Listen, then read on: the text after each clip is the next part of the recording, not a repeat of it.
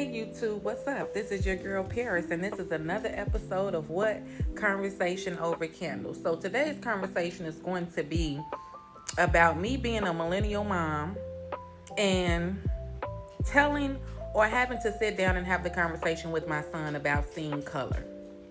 Now, mind you, I have a junior in college and he goes to a PWI. Now, with that being said, he is in a dorm space with 4 kids in the room. It's 4 of them.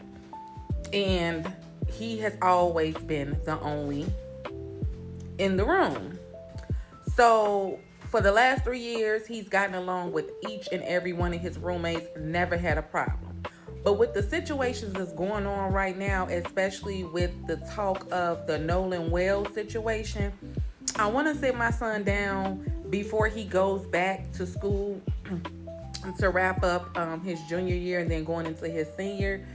I just don't know what to say because as a millennial mom, I was always taught not to see color. My family is mixed of all shades of everything. Do you hear me? We are the United Nations over here on both sides of my family. So it's so disheartening to even have to tell your kids, like, you know, be leery of your friends.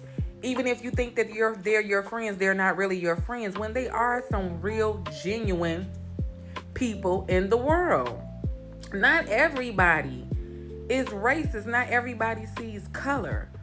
And I definitely have taught my son over the years, you like who likes you. You get along with everybody. I don't care their race, creed, gender, sex, age, disability. None of that matters. You see a person for who they truly are. And because he's going into this school year, changing rooms, and he will again be the only in the room with 3 other kids, it's like, okay, we got to have this conversation because it's just getting so close to home. It's getting so close to home. And I really don't want him to feel like my genuine friend who is not of the same race as me is not genuine when that really may not even be the case. Because that shit is taught. And it's passed down from generation to generation. And the way that the racism is taught, I wish my race would pull together as they should to stand together and stand firm. Because we are a force to be reckoned with in high value, in mass numbers, okay?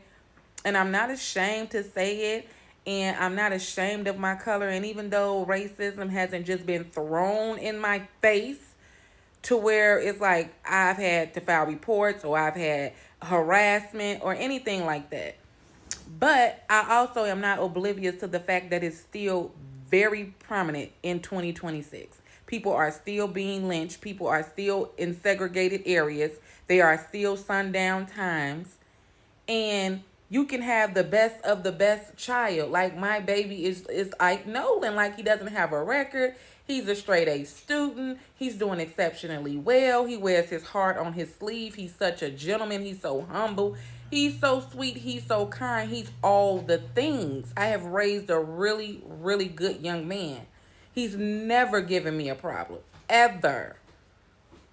But now my worry is that his sweet innocence will be snatched by some kids, his peers, but they just don't look like him.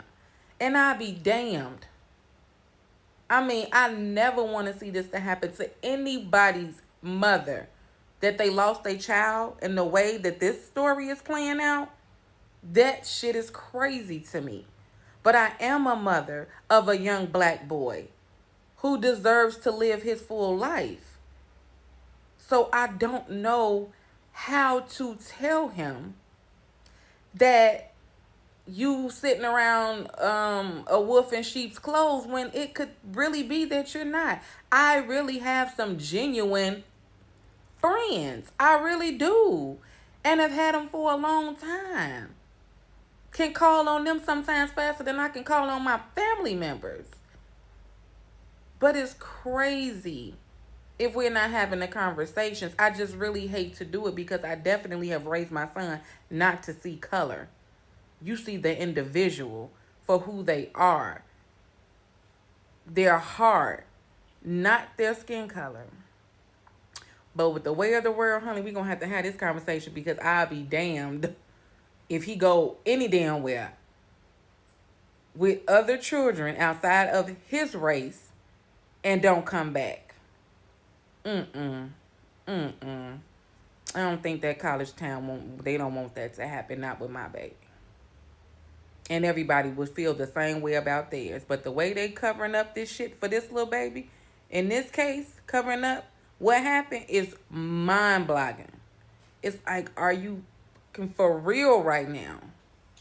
So if you are a millennial mom with what is it, his generation, with the Gen Zs or whatever they call, sit your baby down and have a conversation with your children. Because it's nothing wrong for us to want to go to the great school districts, live in the great areas, allow them to be amongst diversity. It's nothing wrong with that. And we're not about to start making it seem like it is. If you can afford to be in those places where some of us can't, then you move your ass over there and you live your best life. But you still also have to be very mindful that the shit is very prevalent in 2026. Racism and segregation is still happening. But that shouldn't stop you from living. You are deserving of every damn thing else that anybody else has or it's to come. We are a deserving people too. We not all bad. We not all out here stealing, robbing, and killing and trying to cause harm. No hurt or no harm to nobody. So don't let nobody make you feel no way sad when you want to go buy your beautiful big house in that area. You want to drive those cars. You want your children to go to those schools. Keep doing that.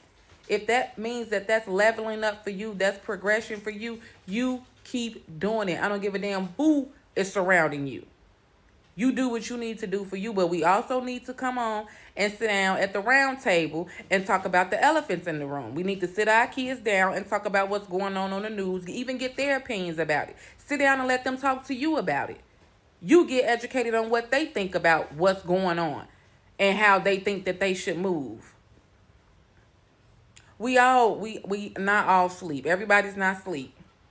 Everybody is a lot of people are alert and aware of what the hell is going on. But my thing is, my heart sinks to even have to say to my child that you could be amongst wolves in sheep's clothing. Like, keep your guard up, keep your head on the swivel. I hate to have that conversation because it's disheartening.